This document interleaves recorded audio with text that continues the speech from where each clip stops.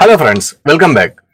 நம்ம நண்பர்கள் நிறைய பேர் டிரைவர்கள் நம்ம இந்த ஃபிளீட் ஆபரேட்டர் கிட்ட எல்லாம் வந்து வண்டி ஓட்டலாமா, என்ன ஃபிளீட் ஆபரேட்டர்னா என்ன, ஃபிளீட்னா என்ன அப்படின்னு எல்லாம் பற்றி நிறைய கேட்டாங்க.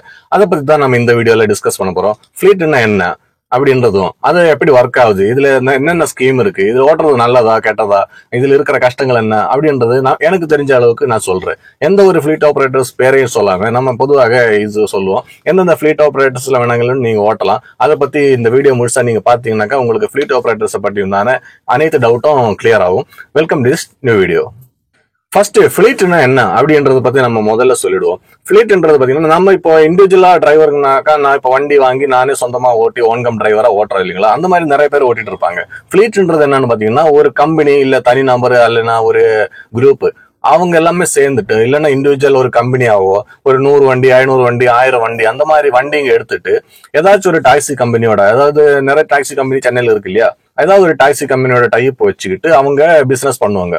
இதாவது நம்ம ஒரு 10 லட்சம் ரூபாய் இன்வெஸ்ட் பண்ணி நாம ஒரு கார் போட்டு வண்டி ஓட்டுறோம் இல்லையா, அந்த மாதிரி அவங்கனாக்கா ஒரு 10 கோடி 50 கோடி 100 கோடின்னு போட்டு இன்வெஸ்ட் பண்ணி அவங்க ஒரு பிசினஸ் பண்ணுவாங்க. இந்த 500 வண்டி 1000 வண்டி போட்டுட்டு அவங்க டிரைவரை வச்சு இந்த கம்பெனிக்காக வண்டி ஓட்டி கொடுக்குறாங்க. ஏதாச்சும் ஒரு கம்பெனிக்கு தான் இந்த வண்டிங்க ஓடும். இந்த மாதிரி ஓட்டும் போது கிடைக்கிற லாபத்துல இருந்து டிரைவருங்க ஓட்டி கொடுக்கிற சம்பாதிக்கிற சம்பாதித்துல இருந்து லாபம் இந்த ஃபிளீட் ஆபரேட்டர்ஸ் சொல்லக்கூடிய கம்பெனி எடுக்கிறாங்க. இந்த மாதிரி 500 வண்டி 1000 வண்டி எல்லாம் போட்டுட்டு நிறைய வண்டி போட்டு டிரைவருங்களை வச்சு இது பிசினஸ் பண்ற இந்த கம்பெனிங்களுக்கு தான் ஃபிளீட் சொல்றது, ஃபிளீட் ஆபரேட்டர்ஸ் அப்படின்னு சொல்றது. சென்னையை பொறுத்த வரைக்கும் பெரிய பெரிய டாக்ஸி கம்பெனிகளுக்கு ஃபிளீட் ஆபரேட்டர்ஸோட சப்போர்ட் இருக்கு. அதாவது 50 வண்டி 100 வண்டில இருந்து ஸ்டார்ட் ஆகும். 50 வண்டியில இருந்து ஸ்டார்ட் பண்ற எல்லாமே குரூப் வண்டிங்க தான் சொல்லுவாங்க, குரூப்னு சொல்லுவாங்க. ஒரு 10 பேர் சேர்ந்துட்டு ஒரு ஃபிளீட் ஆபரேட் பண்ணுவாங்க. இல்லைன்னா சில கம்பெனிங்க ஃபிளீட்டா ஆபரேட் பண்ணுவாங்க. இல்லைன்னா சில நபர் ஒரே ஒரு நபராக கூட 100 வண்டி போட்டுட்டு டிரைவருங்களை வச்சு ஓட்டினா கூட அது ஃபிளீட் ஆபரேட்டர் அப்படின்னு தான் சொல்லுவாங்க. இதுதான் இப்போ பொதுவாக பேசிக்கா ஃபிளீட்னு சொல்றது. இதுதான் வண்டி வாடகைக்கு எடுத்துட்டு நம்ம ஓட்டிக்கலாம். அதுக்கு நிறைய ஸ்கீம்ஸ் வச்சிருப்பாங்க. டிரைவருக்கு சேலரியா அவங்க கொடுக்க மாட்டாங்க, ஒரு பிக்சட் சேலரின்னு கிடையாது. இதுக்கு நம்ம ஒரு ஸ்கீம்ஸ் கொடுப்பாங்க, சேலரி பேட்டர்ன்ஸ் கொடுப்பாங்க. இந்த பேட்டர்னுக்கு ஏற்ற மாதிரி தான் டிரைவர்கள் வந்து ஓட்ட வேண்டியது இருக்கும். நம்ம அந்த ஸ்கீம் பார்க்கும்போது என்னென்ன டீடைல்ஸா நம்ம பார்க்கலாம். இப்போ நம்ம பேசிக்கா ஃபிளீட்ன்றது இதுதான். நிறைய வண்டி வச்சுட்டு டிரைவருங்களையும் வச்சுட்டு ஒரு கம்பெனிக்காக ஒர்க் பண்றவங்க தான் அந்த ஃபிளீட் ஆபரேட்டர்ஸ். அது மட்டும் சிம்பிளா தெரிஞ்சுக்குங்க. இப்போ நம்ம அதோட பேட்டர்ன்ஸ் எப்படின்னு பார்க்கலாம். டிரைவருங்கள் எப்படி இதுக்குள்ள இயங்குறாங்க, டிரைவருங்களுக்கு எப்படி சேலரி கிடைக்குது அப்படின்றத பத்தி அடுத்த ஸ்டெப்பா பார்க்கலாம். அதாவது இதுல 2-3 ஸ்கீம் இவங்க கொடுப்பாங்க சேலரி பேட்டர்னா. இது எதுவுமே பிக்சட் சேலரி கொடுக்க மாட்டாங்க. ஏன்னா பிக்சட் சேலரி கொடுத்தாங்கனாக்கா டிரைவர்ஸ் உட்காந்து ஒர்க் பண்ண மாட்டாங்க இல்லையா. அதனால இந்த கம்பெனி கூட டைப் இருக்கும்போது கம்பெனிக்காரங்க இவங்களை சப்போர்ட் பண்ணணும் அப்படின்னாக்கா வண்டி அதிகமா ஓடணும். வண்டி ஓடினாதான் டாக்ஸி கம்பெனிங்க இவங்களை சப்போர்ட் பண்ணுவாங்க. அதனால இவங்க கொடுத்து செட் பண்ணிருக்கிற பேட்டர்னும் அந்த மாதிரி தான் இருக்கும். பிக்சட் சேலரி கொடுத்தாக்கா அவங்க உட்காந்து ஓட்ட மாட்டாங்க அப்படின்றது எல்லாருக்குமே தெரிஞ்ச விஷயம் தான். அதனால இது ஒரு 2-3 பேட்டர்னா கொடுப்பாங்க. அதுல எந்த ஸ்கீம் வேணும் அப்படின்னு சொல்லிட்டு நம்ம தேர்ந்தெடுத்துக்கலாம். அதுல ஃபர்ஸ்ட் ஸ்கீம் என்னன்னு பார்க்கலாம். ஃபர்ஸ்ட் ஸ்கீம் என்னன்னு பாத்தீங்கன்னா ட்ரிப் பேஸ் கொடுப்பாங்க. அதாவது நீங்க ஒரு நாளைக்கு அல்ல ஒரு வாரத்துக்கு கணக்கு தான் கொடுப்பாங்க. ஒரு வாரத்துக்கு இத்தனை ட்ரிப் எடுத்தாக்கா லீஸ் கணக்கு கொடுப்பாங்க. நீங்க ஒரு எக்ஸாம்பிளுக்கு ஒரு 60 ட்ரிப் இல்ல 70 ட்ரிப்புக்கு உள்ள எடுத்தாக்கா உங்களுக்கு 1000 ரூபாய்க்கு மேல, அதாவது 1200 ரூபாய் அந்த மாதிரி கொடுக்கற மாதிரி இருக்கும். அது இல்லாம நீங்க ஒரு 80 புக்கிங்க்கு மேல ஒரு 100 புக்கிங் 110 புக்கிங் அந்த மாதிரி எடுத்தாச்சு அப்படின்னாக்கா உங்களுக்கு ஒரு 1000 ரூபாய்க்கு இல்ல 1000 ரூபாய் இல்லைன்னா கொடுக்க வேண்டி இருக்கும். அது இல்லாம நம்ம இதெல்லாம் அப்ராக்சிமேட்டா சொல்றேன், கரெக்டான ஃபிகர் வேணும்னாக்கா நீங்க அந்தந்த ஃபிளைட்டை கான்டாக்ட் பண்ணாதான் தெரியும். மூணாவது பாத்தீங்கன்னா ஒரு 110 புக்கிங்க்கு மேல நீங்க எடுக்கிறீங்க அப்படின்ற பட்சத்துல உங்களுக்கு அந்த டெய்லி கொடுக்கக்கூடிய வாடகை அப்படின்னு பாத்தீங்கன்னா 750 இல்ல 800 அந்த மாதிரி கம்மியா இருக்கும். அந்த மாதிரி இருக்கும்போது நம்மளுக்கு ஒரு கேட்ச் ஆகும். ஆஹா, ஒரு நாளைக்கு 750 இல்ல 800 ரூபாய் கொடுத்தா போதுமா, நம்ம ஈஸியா ஓட்டி எடுத்துக்கலாமே அப்படின்ற மாதிரி நிறைய பேர் நினைப்பாங்க. அதுக்குண்டான மைனஸ் விஷயம் என்னன்றது நம்ம அப்புறமா சொல்லுவோம். முதல்ல இந்த ஸ்கீம் எல்லாத்தையும் சொல்லிடலாம். இந்த மாதிரி ஃபர்ஸ்ட் ஸ்கீம் இதுதான். நம்ம டெய்லி வாடகை கணக்கு கொடுப்பாங்க. ஒரு 1200 1000 800 அந்த மாதிரி. இதுக்கு அவங்க ஒரு பேசிக் ட்ரிப் கணக்கு வச்சிருப்பாங்க. நீங்க வீக்லி ஒரு 60 ட்ரிப்பு, கம்மியான ட்ரிப் எடுத்தாச்சுனாக்கா அதிகமான வாடகையும், அதிகமான ட்ரிப் எடுத்தான்னா கம்மியான வாடகையும் கொடுத்தா போதும். அதுதான் இதுல ஃபர்ஸ்ட் ஸ்கீம் சொல்றது. ரெண்டாவது ஸ்கீம் என்னன்னு பார்க்கலாம். ரெண்டாவது ஸ்கீம் என்னன்னு பாத்தீங்கன்னா 60-40% பர்சன்டேஜ் வைஸ். அது நம்மளுக்கு டெய்லி ரெண்ட் இல்லாம டெய்லி நம்ம லீஸுக்கு எடுக்கிற மாதிரி ஃபர்ஸ்ட் ஸ்கீம்ன்றது லீஸுக்கு எடுக்கிற மாதிரி தான் கணக்கு. செகண்ட் ஸ்கீம்ன்றது என்னன்னு பாத்தீங்கன்னா இது மாதிரி பர்சன்டேஜ் வைஸ், அது லீஸுக்கு மாதிரி கிடையாது. நீங்க எவ்வளவுக்கு வண்டி ஓட்டுறோமோ அதோட 40% கம்பெனிக்கும் 60% டிரைவருக்கும் கொடுக்குற மாதிரி. இது கேட்கும் போதே நல்லா இருக்கு அப்படின்ற மாதிரி தான் நம்மளுக்கு தோணும். 60%ன்றது நம்மளுக்கு டிரைவருக்கு கிடைக்குது. இப்போ ஒரு 2000 ரூபாய் ஓட்டினாக்கா 60%ன்னா எவ்வளவு வருது? 1200 நம்மளுக்கு, 800 தானே அவங்களுக்கு அப்படின்ற மாதிரி இருக்கும். ஆனா இதுல இருக்கிற மைனஸ் என்னன்றதும் நம்ம ரெண்டாவது பார்க்கலாம். இதுதான் ரெண்டாவது ஸ்கீம். மூணாவது ஸ்கீம் என்னன்னு பாத்தீங்கன்னா ரொம்பவும் நிறைய பேர் மாட்டிக்கிறதும் லாஸ்ட் ஸ்கீம்ல தான். அது என்னன்னு பாத்தீங்கன்னா ஒரு பிக்சடான ஒரு அமௌண்ட், ஒரு 50,000 ரூபாய் 60,000 ரூபாய் கொடுத்தாச்சு அப்படின்னாக்கா உங்களுக்கு இந்த 40% ஸ்கீமோ இல்ல டெய்லி ஸ்கீமோ எடுத்துக்கலாம். ஆனா அந்த ஸ்கீம்ல எடுக்கும்போது நீங்க 2.5 வருஷத்துக்கு வண்டி ஓட்டியாச்சு அப்படின்னாக்கா, உங்களுக்கு கம்பல்சரியா ஓட்டியாச்சு அப்படின்னாக்கா 2.5 வருஷம் கழிச்சு அந்த வண்டி உங்க மேல ரெஜிஸ்டர் பண்ணி கொடுப்பாங்க அப்படின்னு சொல்லுவாங்க. அது வரைக்கும் நீங்க இந்த லீஸா இல்ல பர்சன்டேஜ் அது கண்டினியூ பண்ண வேண்டி இருக்கும். அதுவும் நீங்க கண்டினியூ பண்ணியாச்சு அப்படின்னாக்கா நீங்க 2.5 வருஷம் ரெகுலரா ஓட்டியாச்சு அப்படின்ற பட்சத்துல உங்களுக்கு அந்த வண்டி ரெஜிஸ்டர் பண்ணி கொடுப்பாங்க அப்படின்னு சொல்லிட்டுதான் இந்த ஸ்கீம் சொல்லுது. மூணாவது ஸ்கீம். இந்த மாதிரி 3 ஸ்கீம் உங்களுக்கு புரிஞ்சிருக்குன்னு நினைக்கிறேன். இதுதான் பேசிக்கா வச்சிருக்காங்க 3 ஸ்கீம். பல ஃபிளீட் ஆபரேட்டர்ஸும் இந்த ஸ்கீம்ங்க தான் வச்சிருக்காங்க. இது நிறைய பேர் யூஸ் பண்றவங்களும் உண்டு. இதுல இருக்கிற ஹிடன் திங்ஸ் என்னன்னு பார்க்கலாம். ஃபர்ஸ்ட் கொடுக்கக்கூடிய அந்த ஸ்கீம் இருக்கு இல்லையா, டெய்லி என்ன சொல்றது, டெய்லி லீஸ்ன்ற மாதிரி அந்த ட்ரிப் கணக்குல கொடுக்கறது. அது ஃபர்ஸ்ட் இருக்கிற அதுல மைனஸ் என்னன்னு பார்த்துச்சு அப்படின்னாக்கா, அது நம்ம 60 புக்கிங் எடுத்தாச்சு, 60 புக்கிங் இல்ல 70 புக்கிங் எடுத்தாக்கா 1200 ரூபாய் அந்த மாதிரி டெய்லி ஏர்னிங்ஸ் கொடுக்க வேண்டி இருக்கும் அவங்களுக்கு. ரெண்டாவது இதுல பாத்தீங்கன்னாக்கா எவ்வளவு 80 புக்கிங் 100 புக்கிங் எடுத்தாக்கா 1000 ரூபாய் கொடுக்க வேண்டியிருக்கும். அதுக்கு அடுத்து 110 புக்கிங்க்கு மேல எடுத்தாக்கா நாம 700 ரூபாய் கொடுத்தா போதும் இல்ல அப்படின்ற மாதிரி ஒரு ஸ்கீம் இருக்கு.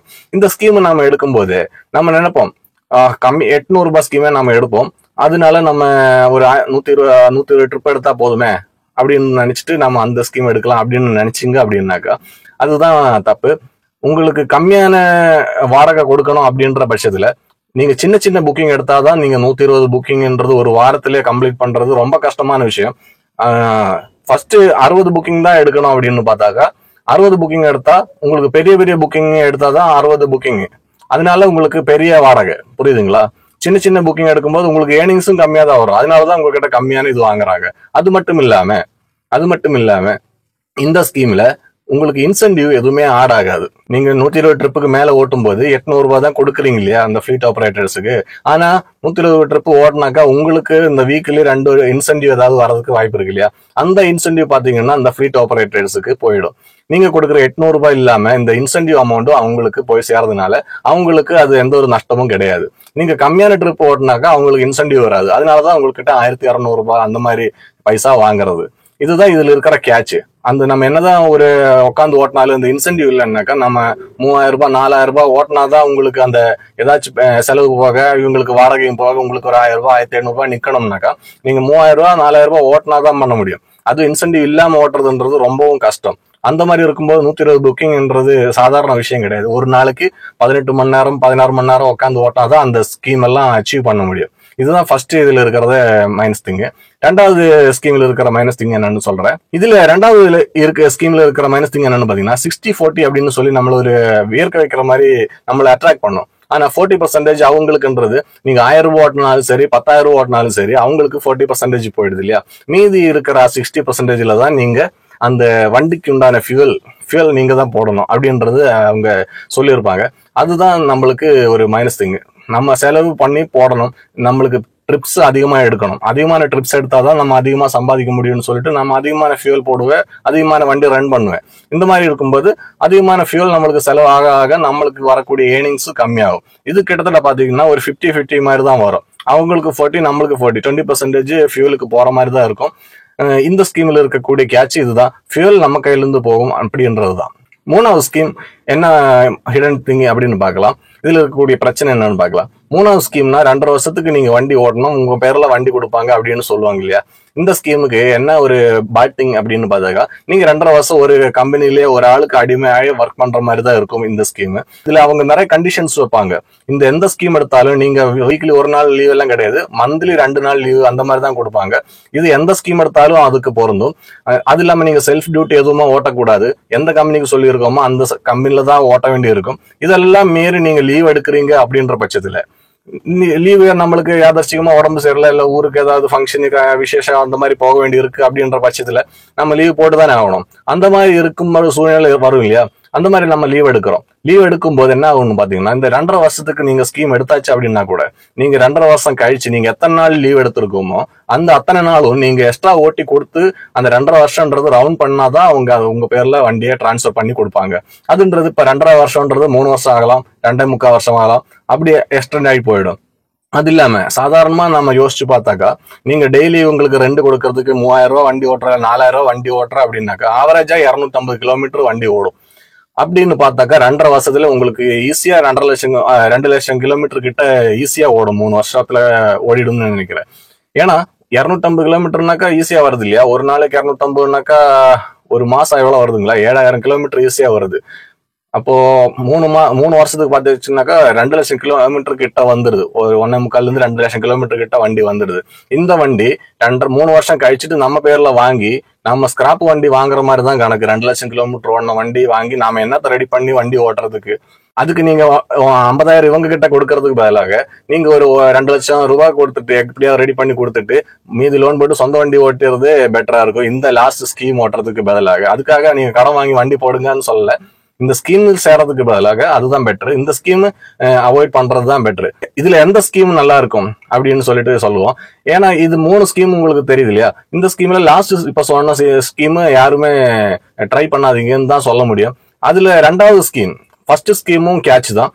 2வது ஸ்கீம் கிடைச்சதுன்னாக்கா அதுதான் பெட்டர்னு சொல்லுவேன். ஏன்னாக்கா அது 60-40ன்றது ஒரு டீசெண்டான வாடகை தான், டீசெண்டான சம்பளம் தான் கிடைக்கும். அதாவது உழைக்கிறவனுக்கும் ஓனருக்கும் ஒரே மாதிரி சம்பளம் அப்படின்ற மாதிரி அவங்க பைசா இன்வெஸ்ட் பண்றாங்க, நம்மளோட நேரமும் நம்மளோட உழைப்பும் இன்வெஸ்ட் பண்றாங்க. அதனால ஒரு 50-50 தான் வருது இல்லையா? அதனால 2வது ஸ்கீம் நம்ம சூஸ் பண்ணி தான் எந்த ஒரு ஃபிளைட்ல போனாலும் நீங்க ஓட்டுறதுக்கு ட்ரை பண்ணணும். அந்த மாதிரி கிடைச்சா ஓட்டுங்க. இல்லைன்னா நீங்க ட்ரிப்பு பேஸ் எடுக்கிற அப்படின்னாக்கா நீங்க அந்த 60 ட்ரிப்பு இல்லைன்னா 80 ட்ரிப் எடுக்கலாம். இல்லைன்னா வாடகை கம்மியா இருக்குன்னு சொல்லிட்டு 800 ரூபாய் வாடகை கொடுக்கறது எடுத்தாச்சு அப்படின்னாக்கா ரொம்ப கஷ்டமாயிடும். அது உங்களுக்கு ரொம்ப ஹார்ட் ஒர்க் பண்ண வேண்டி இருக்கும், எந்த ஏர்னிங்ஸுமே இருக்காது. நீங்க ஒரு 1000 ரூபாய் டெய்லி கொடுக்குற மாதிரி வச்சாச்சுனாக்கா அது கொஞ்சம் மேனேஜ் பண்ணி போக தான் முடியும். அதை விட இந்த 60-40 கிடைச்சதுனாக்கா அதுதான் பெட்டர் அப்படின்னு சொல்லுவேன். இதுதான் இந்த ஸ்கீம்ல இருக்கிற பேட் திங்ஸும் இந்த எந்த ஸ்கீம் சூஸ் பண்ணலாம் அப்படின்றதுக்கு உண்டான ஆன்சரு. இதெல்லாம் சொல்றீங்களா, நீங்க ஃபிளீட்ல ஓட்டலாமா வேணாமா அப்படின்னு நீங்க சொல்லவே இல்லையா அப்படின்னு கேட்பாங்க. இது ஃபிளீட்ல ஓட்டுறது ஓட்டாம இருக்கிறதெல்லாம் உங்களோட விஷயம் தான். அது இப்ப எல்லாராலையும் வண்டி வாங்கி நம்மளால ஓன் கம் டிரைவரா ஓட்ட முடியாது இல்லையா? நிறைய பிரச்சனைகளுக்கு நம்ம முன்னாடி சொன்ன மாதிரி ஒன்னு லோன் கிடைக்காது, இல்லைன்னா பைசா இருக்காது, இல்லைன்னா நிறைய பிரச்சனைகள் இருக்கும், நம்ம ஓட்டி தான் ஆகணும் அப்படின்ற மாதிரி சூழ்நிலைகளை தான் மனுஷனை ஏதாவது ஒர்க் பண்ண சொல்லுது. நான் என்ன சொல்லுவேன்னாக்கா, நீங்க ட்ரை பண்றதுல ஒன்றும் தப்பு இல்லை, எந்த ஃபிளீட் வேணாலும் நீங்க ஓட்டுங்க, ஒன்றும் பிரச்சனை இருக்காது. ஆனா யாருக்கும் அடிமையா மட்டும் நம்ம வாழக்கூடாது அப்படின்றதுக்காக தான் நம்ம எப்பவுமே வீடியோல சொல்றது, வண்டி வாங்கி போட்டுட்டு நீங்க சொந்தமா சம்பளம் வந்தா கூட போதும், நம்ம யாருக்கும் அடிமையா வேலை செய்யக்கூடாது.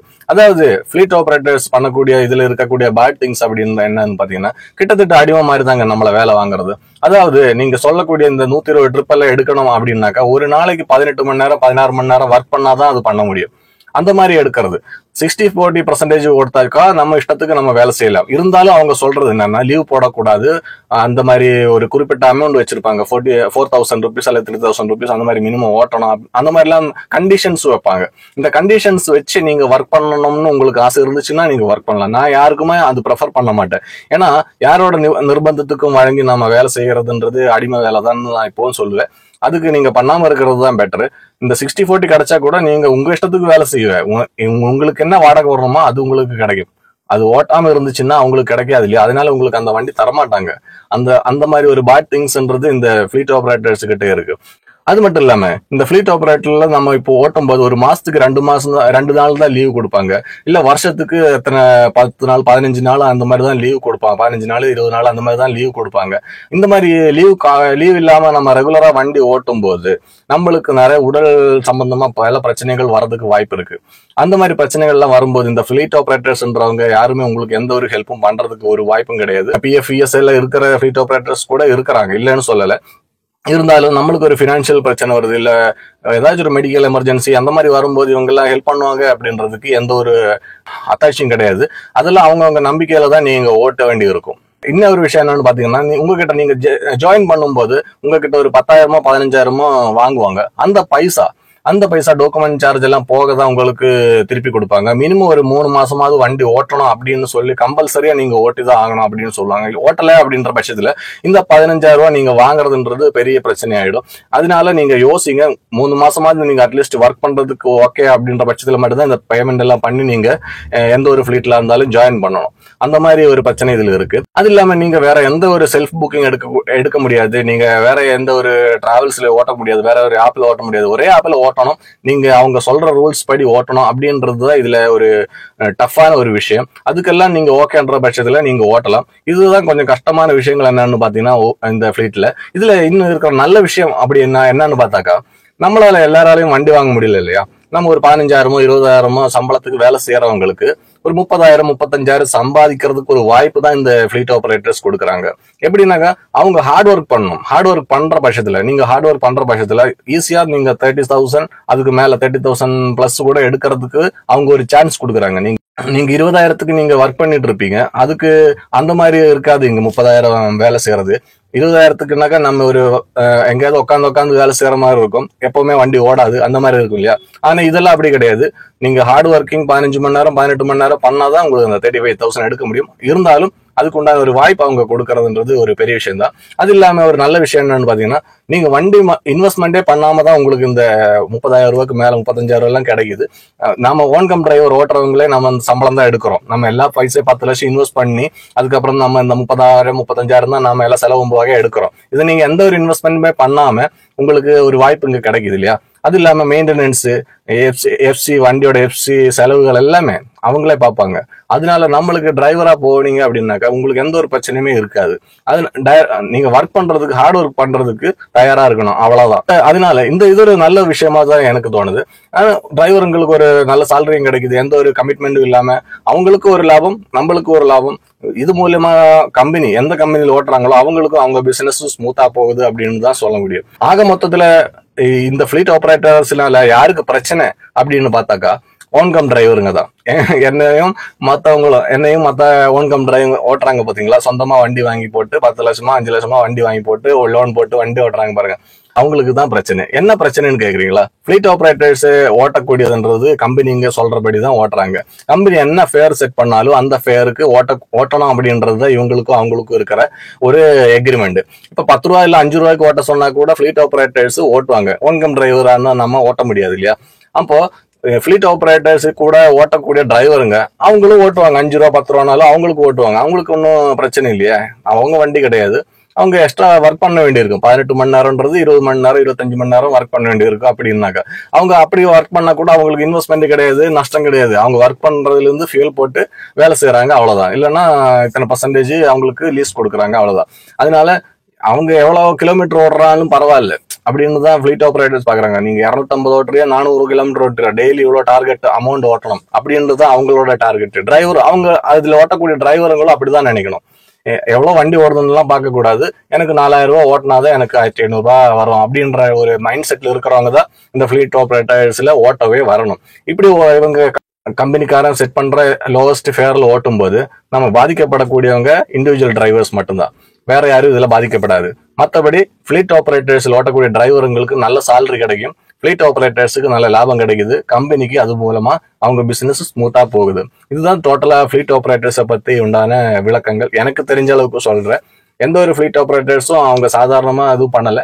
அவங்களும் கோடி கோடியா பிசினஸ் பண்றதுக்காக கோடி கோடியா இன்வெஸ்ட் பண்ணி தான் பண்றோம். எல்லாருக்கும் அவங்க சப்போர்ட் பண்ணுவாங்க. கம்பெனிங்க நம்ம 10 லட்சம் ரூபாய் போட்டு பிசினஸ் பண்றவங்களுக்கும் 100 கோடி ரூபாய் போட்டு பிசினஸ் பண்றவங்களுக்கும் கம்பெனி எப்படி சப்போர்ட் பண்ணுவான்றது நம்மளுக்கு தெரியும் இல்லைங்களா?